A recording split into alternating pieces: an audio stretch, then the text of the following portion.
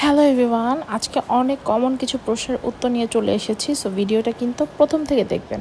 প্রথম প্রশ্ন হচ্ছে, বিদেশে দেশি মাছ কিভাবে পাই, ফ্রোজেন বা কিভাবে ক্লিন করি, কোন প্রসেসে রান্না করি। সো রান্নাটা কিন্তু অনেক ইম্পর্ট্যান্ট। প্রথমত হচ্ছে আমি ফ্রোজেন ফিশ খুব একটা কিনি না। দেশি মাছ যেটাকে বলে হচ্ছে খুবই রেয়ার পাওয়া যায়, যেমন ইলিশ মাছ কিন্তু এখানে তাজা পাওয়া যায় না। সো সেটা আমি ফ্রোজেন কিনি। আর তাছাড়া যে মাছগুলো আছে যেমন পম্পানো, পমফ্রেট অথবা অন্য যে সকল মাছ, স্যালমন, এগুলো কিন্তু হচ্ছে এখানে ফ্রেশই পাওয়া যায়। আর আমি হচ্ছে ট্রাই করি যে সকল মাছ আমাদের দেশে পাওয়া যেত সে ধরনের মাছগুলো এখানে অন্য গ্রোসারি স্টোর থেকে কিনতে, কারণ দেশি যে গ্রোসারি স্টোরগুলো সেখানে most of the item frozen পাওয়া যায়। আর তাছাড়াও আরেকটা ব্যাপার হচ্ছে, আমি এক এক সময় এক এক গ্রোসারি স্টোর থেকে শপিং করি, সব সময় সেম গ্রোসারি স্টোর থেকে শপিং করি না।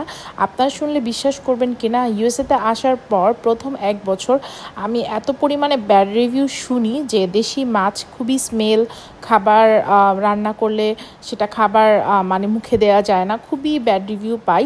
বাট আসলেই কি তাই না? আসলে তাই না। আর অনেক ভ্লগার বা অনেক বড় বড় ইউটিউবার তারা দেখায় যে আপনি যদি এখানে ওয়ালমার্টে কিছু ফ্রোজেন ফিশ পাওয়া যায়, এটা অ্যাকচুয়ালি ফুল ফিশ না, স্কিনলেস ফিলেট, যেটা কিনা আপনার স্মেল্ট ফিশ।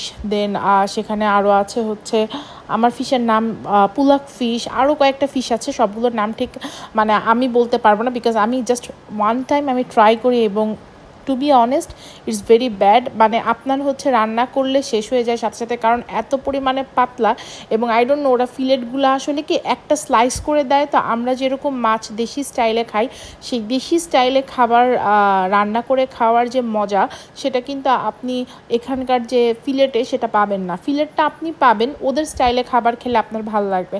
আপনি জাস্ট একটু সটে করলেন অথবা আপনি জাস্ট একটু হালকা ফ্রাই করলেন বা গ্রিল করলেন, সেক্ষেত্রে ফিলেটটা ভালো। কিন্তু যদি দেশি স্টাইলে খেতে চান তাহলে অবশ্যই আপনার মাছকে দেশি স্টাইলে মানে কেটে খেতে হবে। সো এখন নেক্সট কথা হচ্ছে আমি এটাকে কিভাবে রান্না করি। সো আমি ভিনেগারে অলওয়েজ হাফ অ্যান আওয়ার আমি মাছটাকে রেখে দিই ভিনেগার পানিতে দিয়ে। দেন এখানে যত ধরনের বাজে স্মেল আছে সব কিছু চলে যায়। দেন আমি এটাকে খুব সুন্দর করে দেশি মশলা যেটা আছে সেটাকে দিয়ে ভালোভাবে ফ্রাই করে রান্না করি।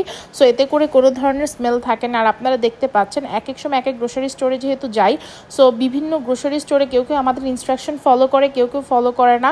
সো যারা কিনা ইনস্ট্রাকশন ফলো করে তাদের কাছ থেকে কেটে নিয়ে আসি। যার যে সকল গ্রোসারি স্টোর আমাদের ইনস্ট্রাকশন ঠিকভাবে ফলো করে না, ঝামেলা হয় বা মাছের আপনার সাইজ বা জিনিস নিয়ে মনে হয় যে কনফিউশন হতে পারে, সো সেক্ষেত্রে আমরা জাস্ট ফিশটা ক্লিন করে নিয়ে আসি। সো এবার ফর দ্য ফার্স্ট টাইম আমার হাবি নিজেই ফিশটাকে কাট করছে, যেহেতু এবারের গ্রোসারি স্টোরে তারা খুব ভালোভাবে কাট করে দিতে পারেনি। সো এই ছিল আজকের ভিডিও। Thank you.